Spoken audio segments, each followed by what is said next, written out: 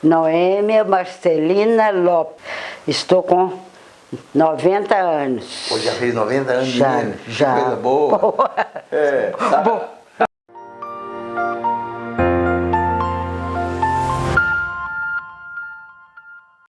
Sou Antônio Rosa mesmo, né? É. Antônio Rosa São Pedro que eles falavam, né? Isso. É meu avô, que eu tive uma convivência com ele.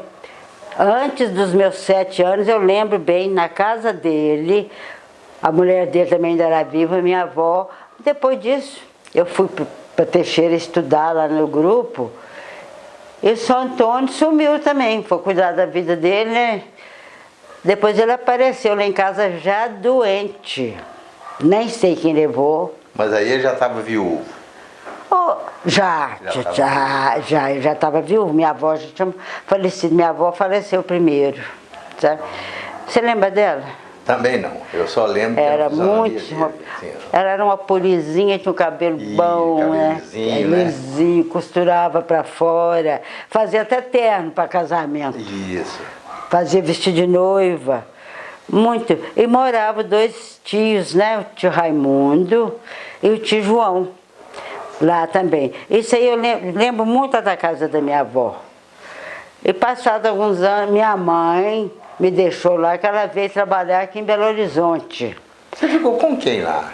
Na casa do tia, da minha avó. Ah, tá. Fiquei lá com a tia com a mãe Joaquina. Mãe Joaquina. Isso. Mãe Joaquina, é. Porque a gente não falava vovô nem vovó, não. Era pai Rosa e mãe Joaquina. Mãe Joaquina. Aí mamãe, quando mãe Joaquina adoeceu, ficou mal, ligaram não, porque aquele tempo nem tinha telefone aqui não. Telefonar, escreveram para minha mãe que voltasse, porque minha avó estava muito ruim. Aí mamãe voltou, foi embora daqui de Belo Horizonte, para cuidar da minha avó. E nesse intervalo, a minha avó, não faleceu não, né? Faleceu, não lembro. Isso aí está me fugindo um pouco. Não, isso aí me fugiu um pouco, mas acho que minha avó faleceu. Nessa mesma época. É, e aí mamãe mudou para Teixeiras para me estudar, ir para o grupo. E lá eu fiquei, aí minha avó também tinha morrido, e aí a família, cada um caçou seu rumo. Tio Raimundo veio para São Paulo, tio João eu não lembro. O tio João foi para a cidade lá perto de Ponte Nova. Ponte Nova, né? Pois é. E aí a casa da minha avó se desfez. E meu avô depois faleceu. Não sei quem levou ele lá para a casa da minha mãe. Ele estava doente. Ele lembra assim da feição dele, que ele estava um pouco inchado, sabe? Bem inchado. A aparência não estava ruim não, ele conversando direitinho, mas com as pernas inchadas, o rosto bem inchado. E ele tinha uma aparência boa. Quem que parece com ele dos netos? Tem alguém que parece com ele? Né? Tem. Sei que um dos netos parece com ele. E aí mamãe foi cuidar dele. Minha avó já tinha morrido. E ele ficou lá em casa. Não sei quanto tempo ficou. Mas ele ainda estava, conversava, tudo. A gente lidava bem lá com ele. Aí ele adoeceu mesmo, né? Que ele já estava doente. Entre a morte da mãe Joaquina, até ele ficar doente e ir lá para a casa da tia Maria, a sua mãe, ele teve um relacionamento com uma outra pessoa. Eu ia até te perguntar sobre esse relacionamento aí. Mamãe que me contou que uma certa feita em São Miguel do Anta, ela esteve lá, a senhora não estava amamentando e essa criança, que seria a nossa prima, estava chorando de fome. E a mamãe estava amamentando uma de nós. Seninha, né? Por aí assim. E a mamãe amamentou essa moça. E daí para frente, nós não tivemos mais notícia, até que ele apareceu na casa na sua casa, na casa da tia Maria, doente. Pois é, e não sei quem levou ele lá, não sei, essa mulher eu nunca vi, ela não foi lá em casa. Isso eu lembro. Eu ainda lembro quem ia mais lá em casa era sua mãe. A dona Maria, Maria José Rosa. Ela ia lá, ela estava esperando a ceninha. E mamãe fez uns tricô para ela, fez blusa para Seninha, fez sapatinho. A tia era a madrinha da Seninha, né? Era, mamãe que batizou a Seninha. mamãe que batizou a Seninha. E aí ele apareceu lá em casa, não sei quem levou, sabe? Essa mulher nunca apareceu lá, nem os filhos dela, não sei quem que é. E ele ficou lá em casa até que ele piorou muito e foi para o hospital e morreu lá nesse hospital lá de Teixeiras. Antes dessa fase aí, eu me lembro, eu era muito pequeno, mas eu me lembro das histórias que ele gostava de contar. Contador de caos, contava história. E nós, mesmo com medo das histórias, que contava história de terror, de bicho, de mundo sem cabeça, de lobisomem, mas a gente rodeava... Sentava na perna dele. Uma lamparina, né, acendida na sala, e a gente sentava aos pés dele, ele contando essas histórias, e a gente morria de medo depois. Mas não largava ele, não. Saía todo mundo abraçado, deitava na mesma cama, todo mundo com medo das histórias que o pai Rosa contava. Pois, a gente brincava com ele, conta mais uma história, pai Rosa. Ele arremedava, ele, conta mais uma história, pai Rosa. Essas coisas, então, as coisas ficam gravadas na memória da gente. E assim foi a vida até no tempo. Até quando ele morreu na minha casa, eu era pequena, devia estar com 7 anos, 7 a 8 anos, que eu já estava no grupo ou eu ia entrar no grupo, não sei. É isso aí que ele levantava, ele gostava de sair cedo, porque lá em Teixeiras não tinha matador para matar boi, esses trem. Tinha um lugar lá que eles matavam e levava para o açougue. E ele ia lá no dia que matava boi para pegar aqueles miúdos que ele gostava.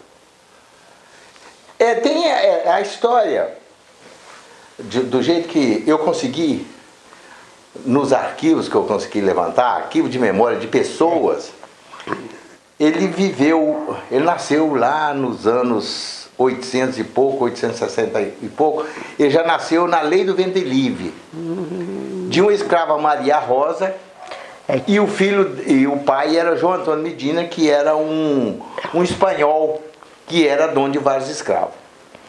Com o nascimento dele, já na lei do ventre livre, ele não era mais escravo. Ele não nasceu escravo. Não podia ser usado como escravo. Mas sendo a mãe escrava, não tinha como ele sair. Então ele foi criado no terreiro da fazenda, como o neguinho da fazenda.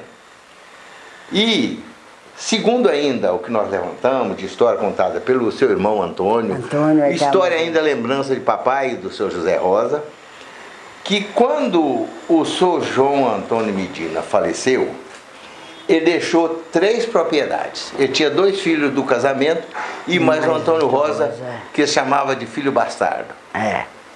E ele distribuiu isso, uma propriedade para cada um. Isso, quer dizer, eu não lembro muito não, mas... É a história que nós temos, escutei isso também, Só que o Antônio Rosa não tinha o hábito de trabalhar efetivamente. Ele aprendeu a serrar madeira. Era serrador. Serrar tora, fazer pranchões, fazer tábua. E a terra dele, quando ele casou com a mãe Joaquina, ela também tinha uma pequena propriedade da família dos Rodrigues, lá do São Pedro. Não lembro ninguém. Família dos Rodrigues, lá do São Pedro. Então, eles dois anexaram a terra e fizeram uma propriedade. E naquela época tinha a propriedade era cheia de matas, com tora, madeira forte, madeira grossa. E ele foi serrando, fazendo morões, fazendo pranchão, fazendo tábua e vendendo. E assim ele foi criando a família, né? Era 6 mulheres: Maria Jesus, Alexandrina, Maria da Luz, Geraldina, Diolina. Tem mais uma aí. Sérgia. Tia Sérgia. 6. Essas 6 mulheres e 3 homens. Os 3 homens eram todos mais novos, sendo o Raimundo Rosa o caçula. Quando ele extinguiu com a madeira, ele começou a penhorar as terras. Aí ele penhorava uma quarta de terra, penhorava outra quarta de terra, até que um determinado dia, um desses senhores que estava penhorando essas terras, chamou ele e falou assim: São Antônio, vamos fazer um acerto? Você só tem um pedacinho de terra aqui, eu te compro esse restante e nós liquidamos essa conversa. E assim ele fez.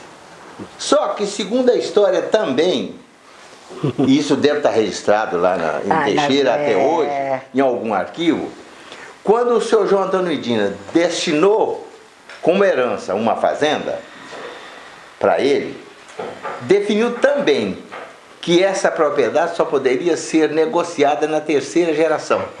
Que somos nós, essa terceira os geração. Netos, né? Somos nós a terceira geração. Mas aí ele já tinha torrado essa terra. E no que torrou essa terra, o pessoal, os filhos já estavam grandes. Quando ele morreu, eles fizeram a reivindicação com o dono das terras, o cara que tinha comprado. Isso eu lembro, viu? Pois é. Devagar, mas aí eles resolveram recolocar em discussão o negócio feito pelo fazendeiro com o senhor Antônio Rosa, e ele deu mais um dinheiro. Eu me lembro, não, o papai contava que ele pegou a parte da sua mãe, tia Maria, e veio aqui em Belo Horizonte trazer para ela. Eles ratearam o troco que foi dado em complemento, porque a terceira geração estava querendo entrar na justiça para anular a venda. Aí o fazendeiro falou, não, espera, ao invés de nós anularmos essa venda, eu vou fazer um novo pagamento para vocês, vão recompor a perda que vocês estão considerando, e eu que já sou dono da fazenda, continuo, escriturou, e assim encerrou essa conversa da fazenda. Com a morte do senhor Antônio, os filhos foram esparramando, né? Tanto é que a Sérgio em Ponte Nova, a tia Geraldina permaneceu lá em Teixeira. A tia de Olinda eu nem vi ela uma vez. A tia de Olinda, ela foi para a região de Raul Soares. Raul Soares. Mamãe visitou ela lá. Eu também visitei ela lá. E eu não tenho nenhuma referência. A sua mãe estava aqui, a tia da Luz estava aqui, a tia Alexandrina estava aqui em Belo Horizonte também, todo mundo. Quando eu cheguei aqui em Belo Horizonte, em 1960, é que eu fui conhecer essas pessoas. Eu não conheci pessoalmente o João Rosa. O Raimundo Rosa era frequentador lá das nossas roças, embora morasse em São Paulo, de vez em quando ele aparecia. Ele era um grande visitante, né? Aparecia, gostava de fazer bolo, né? Isso ele mesmo. Era confeiteiro de Meu casamento ele ajudou demais. né? Então a gente tem essas lembranças. E assim nós formamos. Desde que eu estou trabalhando nisso, eu já levantei aí mais de 400 primos. Tem mais de 400 primos cadastrados. Mas deve ter mesmo. Então agora o nosso objetivo, conversando com você, para dar aquele chute inicial na nossa história, que é o foco principal São Antônio Rosa, para a gente contar para essa família numerosa, que nós já devemos estar na sexta geração. Se brincar, está até na sétima geração. E eu cadastrei até a quinta geração, eu tinha cadastrado. E agora nós vamos trabalhar. O Brasil vai estar providenciando o nosso site, e nós vamos colocar de forma, de acordo com ele, que eu não sei nada disso, né? Nós vamos ter capacidade de cada família entrar no site e colocar a sua família. Para a gente acabar de levantar todo mundo, a gente saber exatamente quanto nós somos e qual é a origem de cada um. Essa é a nossa ideia. Por exemplo, chega lá, na Dona Maria de Jesus, Maria Querubina de Jesus. Aí tem lá Antônio, Maximiliano Pereira e Noêmia. Aí nós vamos criar o quadro da Noêmia, o quadro do Sr. Antônio Maximiliano Pereira. Da Noêmia vai aparecer o Max, o Fernando a Fátima, que também vão mostrar a sua família. Do Maximiano, ele tem lá uma par de filhos, né? Outro dia até conversei com a Moni, já está numa cidadezinha de São Paulo. Tá bem? Tá. Ela estava fazendo um tratamento lá, mas segundo ela está bem. Então, o objetivo hoje de conversar com você aqui é que você é que teve a convivência com ele. De memória você tem alguma coisa. A minha memória dele é só as histórias que ele contava, não sei de mais nada. As histórias eu lembro também, sabe? Essas histórias dos bichos, né? Da onça com o coelho, não sei o quê. Ele contava uma história que a onça e um outro bicho estavam fazendo uma casa. Só que eles trabalhavam de forma alternada. Acho que a onça e o bode. Um dia vinha a onça, trabalhava. No outro dia vinha o bode, mas já adiantou que ele adiantava. Até que quando a casa ficou pronta, os dois chegaram na casa ao mesmo tempo. A onça entrou pela porta que ela fez. E o bode entrou pelo outro lado. Quando os dois encontraram dentro da casa, foi aquele sarceiro, né? Começaram a brigar lá dentro e destruíram a casa. sabe? Então são essas histórias que estão guardadas com a gente. E eu acredito que a gente deu uma conversinha até, dá para você trabalhar, tá?